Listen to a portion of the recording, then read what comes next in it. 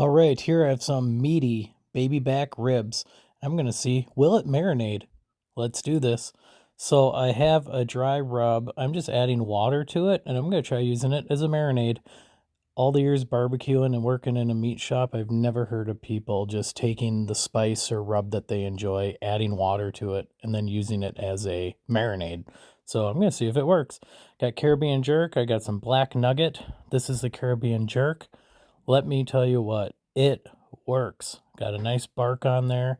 I did the 3-2-1 method. If you don't know what that is, I'll show a link to the video below.